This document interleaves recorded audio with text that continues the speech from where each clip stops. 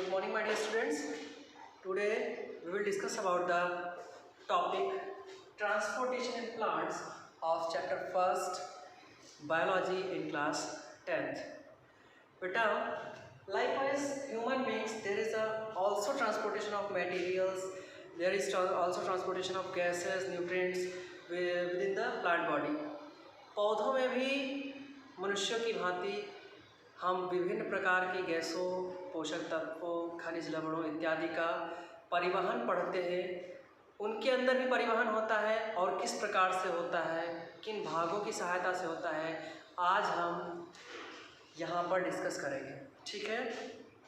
So basically the transportation in plants occurs with the help of two type of complex permanent tissues are also known as xylem and phloem tissue।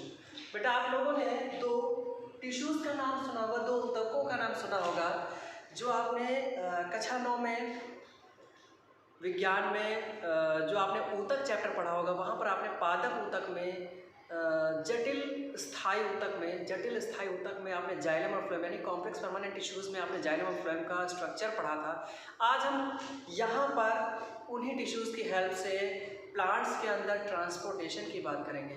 ठीक है, तो बेटा ध्यान देंगे, हम one by one हर एक tissue की बात करेंगे। पहली चीज़ तो हम अगर बात करें स्ट्रक्चर ऑफ जाइलम टिश्यू की अगर हम बात करें तो जाइलम टिश्यू जो होता है, क्योंकि हम इनको कॉम्प्लेक्स परमानेंट टिश्यू बोलते हैं जाइलम और फ्लोएम को, because they are made up of different type of cellular structures और cell like structures which are combined to form a particular function. मतलब ये ऐसे टिश्यूज़ हैं जिनमें अलग अलग टाइप के सेलुलर स्ट्रक्चर पाए जा रहे हैं, जो कि एक किसी विभिन्न कार्य को करने के लिए बाध्य है, एक विभिन्न कार्य को करने के किसी एक अलग कार्य को करने के लिए यहाँ पर अलग अलग सेलुलर स्ट्रक्चर या कोशिकीय संरचनाएं एक साथ मिलकर कार्य करती हैं। इसलिए इस बने हुए ऊतक को हम लोग जटिल स्थायी ऊतक अथवा कॉम्प्लेक्स परमानेंट टिश्यू बोलते हैं। तो इनमें से अगर हम जाइलम की बात करें तो जाइलम के अंदर भी जो सेलुलर स्ट्रक्चर्स पाए जाते हैं वो है, यहाँ पर एक्स फॉर आप लोग जाइलम कंसिडर करिएगा, जाइलम पैरेन्काइमा। बेटा पैरेन्काइमा आपने टिश्यू पढ़ रखा है 9th में।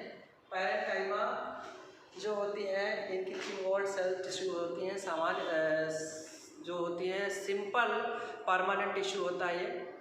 इसमें पैरेन्काइमा की जो सेल्स होती हैं थिन वॉल्ड होती हैं और इनका बेसिक फंक्शन होता है फूड मटेरियल को स्टोर करके रखना। इसके अलावा फोटोसिंथेसिस करना, कुछ एक्वेटिक प्लांट्स में ये फ्लोटिंग में भी हेल्प करती हैं पैरेन्काइमा। ठीक है। दूसरा है यहाँ पर जाइलम के टिश्यू को बनाने में कुछ वेसल्स लाइक सेलुलर स्ट्रक्चर्स भी हेल्प करते हैं, उनको हम बोलते हैं जाइलम वेसल्स। फिर थर्ड टाइप है जाइलम फाइबर्स, जिनको हम जाइलम तंतु बोलते हैं। और fourth one and last is xylem tracheids. बेटा xylem vessels, xylem parenchyma, xylem fibres, xylem tracheids, all of these cellular structures combinedly form the xylem tissue। Because यहाँ पर अगर हम किसी प्लांट के अंदर बात करें, देखिए जाइलम वेसल्स और जाइलम ट्रैकिड्स की अगर हम बात करें तो ट्रैकिड्स होती हैं कुछ स्पेशल टाइप की सेल्स होती हैं जो किनारे पर टैपरिंग होती हैं और किनारे पर पोरस भी होती है। दूसरी जैसे एक ट्रैकिड ये हो गई और किनारे पर पोरस भी होता है, इसी के साथ ही दूसरी ट्रैकिड अटैच होती है जो पोरस होने के साथ साथ। अब समझिए कि यहाँ पर जाइलम जो टिश्यू होता है, अगर किसी प्लांट को हमने प्लांट बॉडी बनानी, ये हमने जैसे कोई प्लांट बॉडी बनाना, ठीक है। प्लांट बॉडी में यहाँ पर हमको लीफ दिख रही है, ये कोई लीफ हो गई, ठीक है।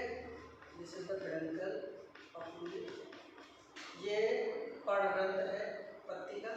यहाँ पर आपको पत्ती की सारी संरचनाएं दिख रही होंगी, ठीक। अब यहाँ पे अगर अंडरग्राउंड पार्ट की बात करें तो यहाँ पर रूट्स होंगी, ठीक है, जड़ें, और इन जड़ों में रूट हेयर्स होते हैं। तो बेसिकली ये रूट हेयर्स ही रिस्पॉन्सिबल होते हैं किसी प्लांट के अंदर वाटर को एब्जॉर्ब करने के लिए। समझिएगा इस बात को। प्लांट देखिए ये जो लीफ है, तो यहाँ पर लीफ के अंदर फोटोसिंथेसिस करने का, हमको सबको पता है कि प्लांट का जो फूड मटेरियल होता है वो सिंथेसाइज होता है within the leaf by the process of photosynthesis, प्रकाश संश्लेषण की प्रक्रिया के द्वारा पत्ती के अंदर भोजन सिंथेसाइज होता है, संश्लेषित होता है, ठीक है। लेकिन यहाँ पर रिक्वायरमेंट किस किस चीज़ की होती है? यहाँ पर रिक्वायरमेंट होती है बेटा CO2 की, यहाँ पर रिक्वायरमेंट होती है सनलाइट की। तो सनलाइट हमको एटमॉस्फेयर से मिल जाएगी, CO2 हमको एटमॉस्फेयर से मिल जाएगी, ठीक है। लेकिन इसके अलावा जो चीज़ें ज़रूरत होती हैं वो ज़रूरत होती है मिनरल्स की, यानी खनिज लवण की, मिनरल्स प्लस सॉल्ट्स। इसके साथ साथ वाटर यानी H2, बेटा वाटर की ज़रूरत पड़ेगी।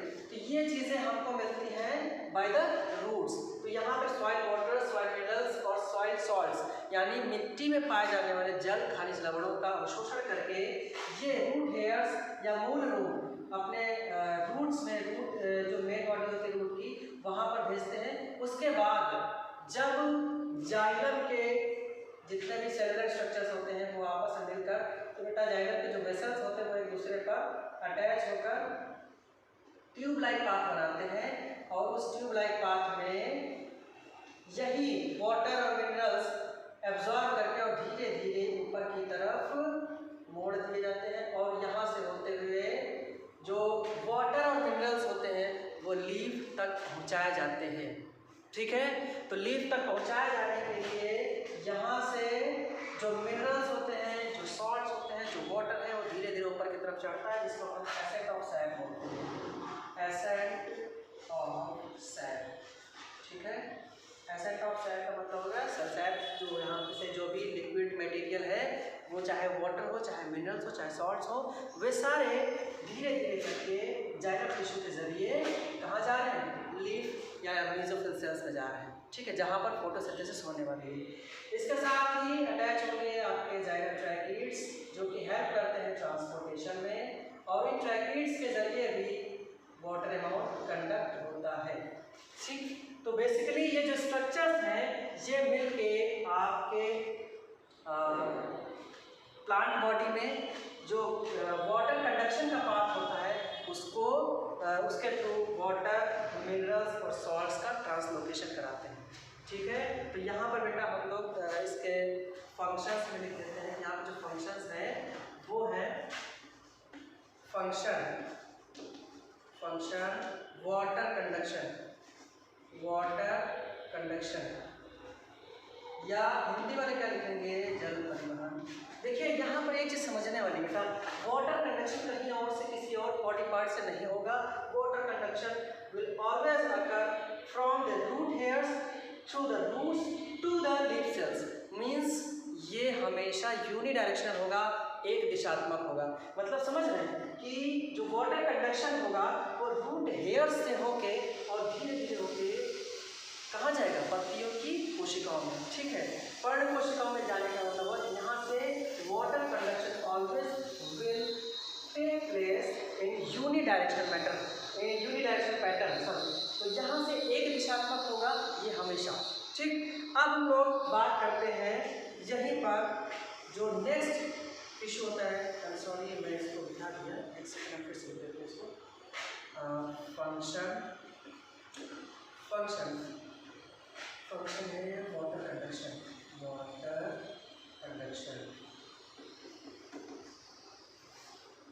Now listen carefully, beta.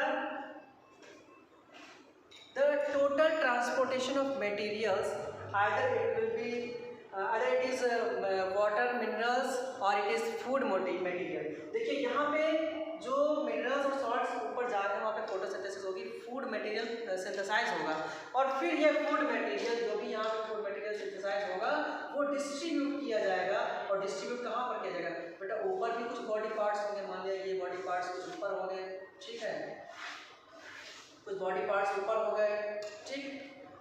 तो यहाँ से फूड मटेरियल जो जाएगा वो ऊपर भी जाएगा हर एक बॉडी पार्ट में, ठीक।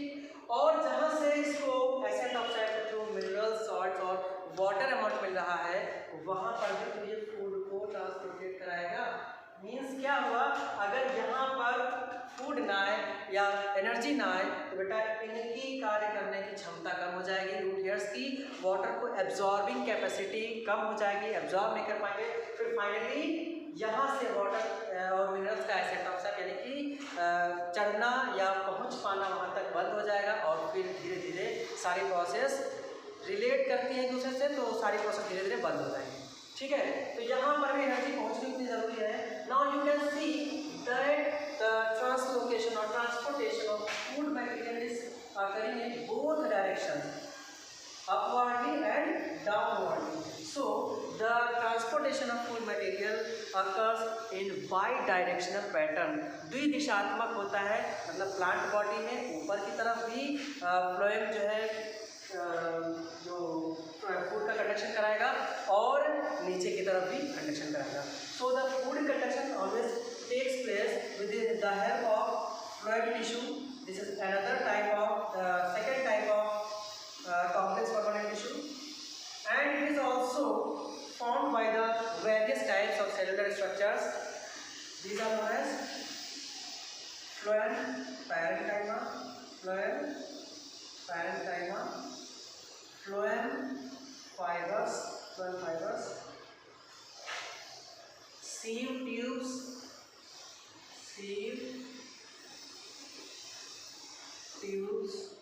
and companion cells. यहाँ पर देखिए ध्यान देने वाली बात है, फ्लोएम पैरेंकाइमा और फ्लोएम फाइबर्स का काम. देखिए पैरेंकाइमा का सेम काम होगा, फ्लोएम के जितना भी फूड मटेरियल होगा उसको स्टोर करके रखेगा.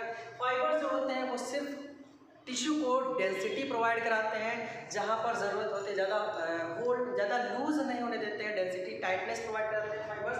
साथ ही साथ जो सीव ट्यूब्स होते हैं, कंपेनियन सेल्स होते हैं like xylem vessels and xylem brackets, ये एक पाथ बनाते हैं ट्यूबुलर फ्लोएम टिश्यू का, जहाँ से फ्लोएम टिश्यू के थ्रू फूड का कंडक्शन होता है. ये वाला फूड का कंडक्शन होता है, ठीक है. और ये फूड कंडक्शन कहाँ से स्टार्ट होता है? लीफ सेल से, और ये बाई डायरेक्शनल पैटर्न में होता है. ठीक है बेटा. सो आई होप कि आपको प्लांट्स के अंदर मटेरियल्स का ट्रांसपोर्टेशन आपको समझ में आ गया होगा. देखिए यहाँ पर जो लीफ सेल्स होती हैं, म्यूसिकल सेल्स होते हैं, उसके साथ ही इनके अंदर गैसेस एक्सचेंज भी होता है. मेसोफिल सेल्स के पास आप देखोगे स्टोमेटा होते हैं, जिनको रंध्र कोशिकाएं बोलते हैं, रंध्र बोलते हैं. इनकी गार्ड सेल्स जब ओपन होती हैं डे टाइम में सनलाइट लगने की वजह से वहाँ से गैसेस एक्सचेंज होता है. गैसेस एक्सचेंज में आप पढ़ते हैं कि फोटोसिंथेसिस के दौरान कि CO2 यूज कर रहे हैं, तो आपका photosynthesis O2 will be evolve. O2 क्या की जाएगी? रिलीज की जाएगी. और तभी हम लोग अक्सर कंफ्यूजन में होते हैं, हम लोग कहते हैं कि प्लांट अपने रेस्पिरेशन में ऑक्सीजन रिलीज करते हैं और CO2 इनटेक कर लेते हैं. But actually respiration process animals और प्लांट दोनों में एक जैसी होती है, मतलब ऑक्सीजन ही लेते हैं और रेस्पिरेशन में CO2 ही रिलीज करते हैं.